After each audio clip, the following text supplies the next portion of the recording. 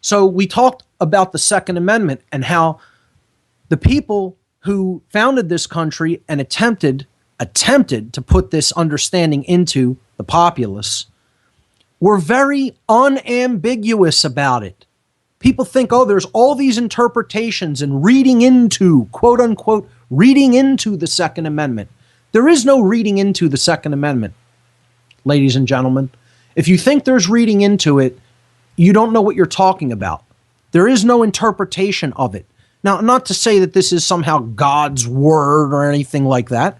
It's not the law of nature. It's not natural law. It's not cosmic spiritual law. It's common sense is what it is. Pure and simple. And instead of trying to read into it and interpret it, I have, put forward the radically crazy notion that maybe we should just go to the words of the people who actually wrote it. Wouldn't that be something? If you want to know what they meant, why not ask the people who wrote it? Why not look at their writings? And they were totally, completely unambiguous about what they meant by it. See, it's a mind control tactic to tell people, well, it's open to interpretation. No, it's not open to interpretation. You're wrong. You're wrong and stupid if that's what you think. The Second Amendment is not open to interpretation. Very specific, clear, unambiguous concepts were laid down in that the founders of this country intended and were not ambiguous about in the slightest bit.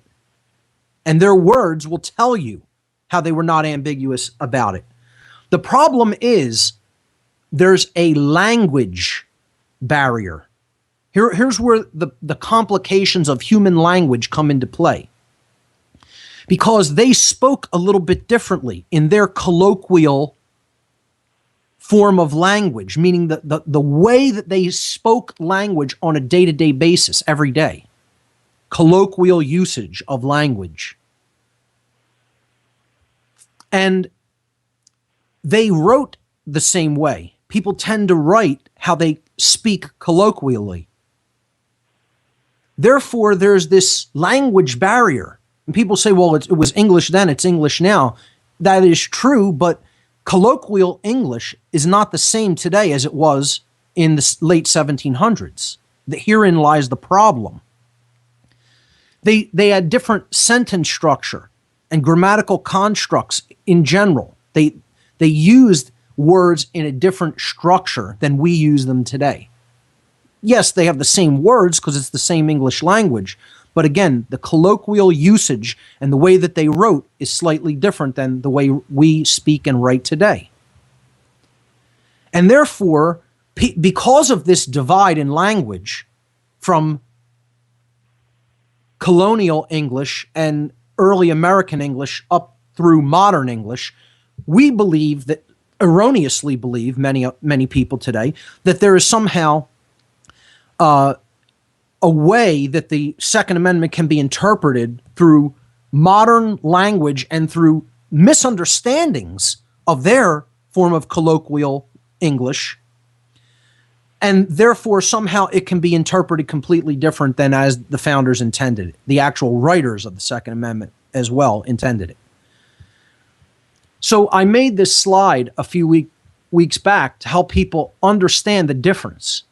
How the Second Amendment appears in the Constitution as it was written by James Madison and George Mason. It said, quote, "A well-regulated militia, comma, being necessary to the security of a free state, comma, the right of the people to keep and bear arms, comma, shall not be infringed, period." And because of the sentence structure and the usages of commas in there and the way that it is stated, people feel that that's somehow open to interpretation.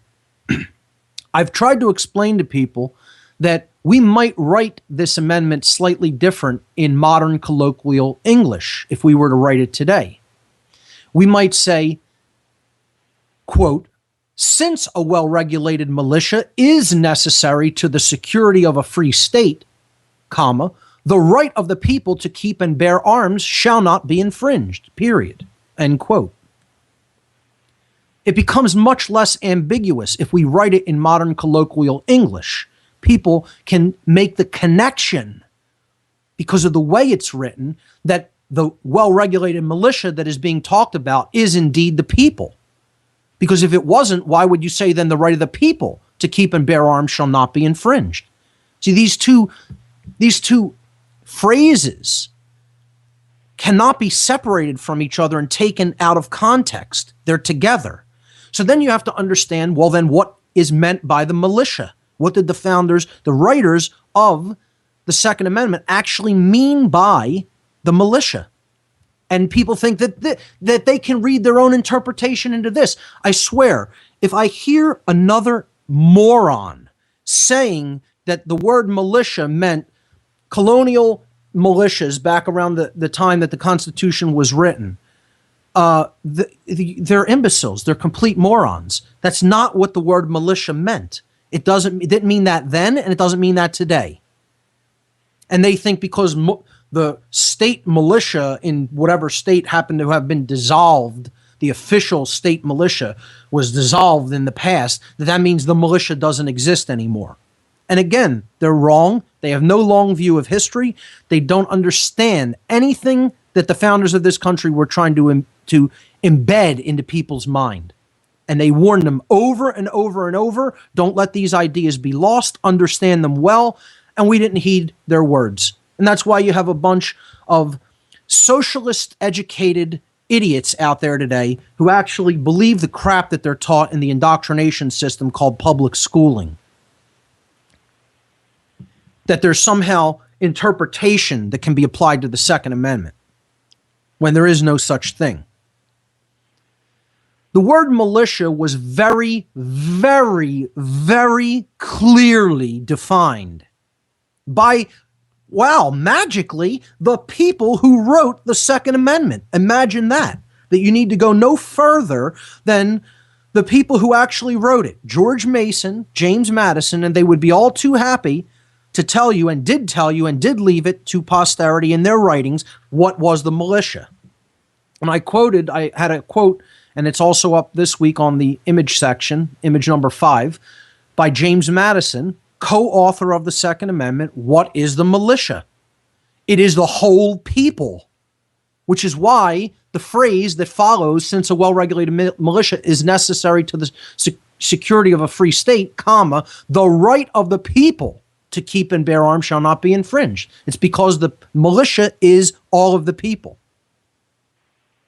That's simply what it is. It is all people that are capable of brandishing arms. That's it. Of using arms for their self-defense. That is who the militia is. And if you think that it's not, you're wrong. That's it. You're incorrect. That is what it actually is. It is not some sub-entity of government. It is not some paramilitary group. It is the people. That's it. You are the militia. If you can pick up a weapon, aim it, fire it, you're the militia. Surprise! Most people don't know that because they've been lied to and misled and told that this is something that existed 200 and some odd years ago and it doesn't exist today. Wrong. You're incorrect. That's a lie. That's a deliberate obfuscation or, quite frankly, just a lie. George Mason, one of the people who wrote the Second Amendment, said, what is the militia? It is the whole people. To disarm the people is the best and most effectual way to enslave them. To disarm the people is the best and most effectual way to enslave them. Ladies and gentlemen, I want to know if anyone can call in and propose how you could be more unambiguous. Please make a suggestion to me, because I can't see how it could possibly be less ambiguous. There's no statement that is less ambiguous than that. That's about as unambiguous as it gets. You cannot confuse that meaning with that statement.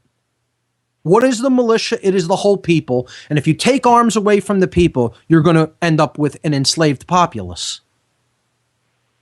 And if you want to see from a long historical point of view how that process has traditionally come about, and only in really modern examples, I mean, you can go back even farther into the ancient world and see any time that tyranny was coming in, they tried to take away whatever arms were available to the people of that day. This has been going on for thousands of years, this same tactic.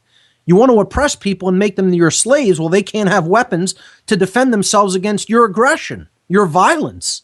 It only makes common sense, which is unfortunately what morons who've been indoctrinated don't have. Because they're state worshipers. They are the worshipers of violence. They don't understand that the state is violence, that it's not free will, it's violence. It's the initiation of coercive force against free will. That's what government is. And there's only two kind of people. You either believe in the non-aggression principle and a truly free society in which there are no rulers and there are no master-slave relationships, or you are what I now call, I don't even like the term statist. I want to call the people who believe in the violence ideology, it's not a principle, it's not a philosophy, it's an ideology. Those who believe in the right to violence, okay, the violence ideology, the erroneous violence ideology, okay, I want to start calling them archonists, because that's what they really are. There's anarchists and there's archonists. And I think that really explains the dichotomy even better than saying statists, because most people don't even grasp what that is. And I understand, well, you're using an even less used word, an archonist. What the hell is that, most people will say. But see, it makes that distinction in the etymological root of the language, of the word. The word archon is where we get the word anarchy, archon. Archon means ruler, master. Master over a slave. A ruler over a subject. That's what archon means in Greek. I mean, you don't even take my word for it. Go get a Greek dictionary. Go look up Greek translations online. Type in the word archon, A-R-C-H-O-N. It means master or ruler,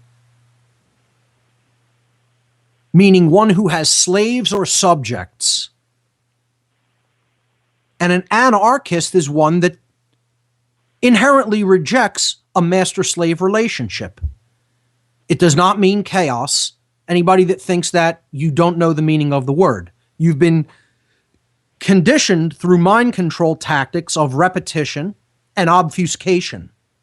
Repeating the same thing, repeating the same lie over and over again. Anarchy means chaos. Anarchy means chaos. No, it does not. That's just the repetitive lie that you've been fed since the day you were born to get you to accept a totally contradictory definition of a term, when that word absolutely has nothing to do with chaos. Anarchy does not equal chaos. Anarchy equals the absence of masters or rulers. The word anarchy comes from Greek. The prefix a or an in Greek means the absence of or the negation of. And again, don't take my word, look it up. If you tack on a or an in front of a word in Greek, it therefore makes it its negative or its opposite, or meaning the absence of. In other words, this thing not being present. The second part of the word anarchy comes from the Greek word archon, which I just told you meant master or ruler. So if you put them together, anarchon, anarchy, means the state of there being the absence of masters. There is no master-slave relationship because there is no master. There is no ruler. It doesn't mean no rules. There are always rules present in nature. Natural law, the cosmic spiritual laws of creation that govern the consequences of behavior are always in place and can never be escaped. You can never be free of that law. You are a subject to that because you are in the universe.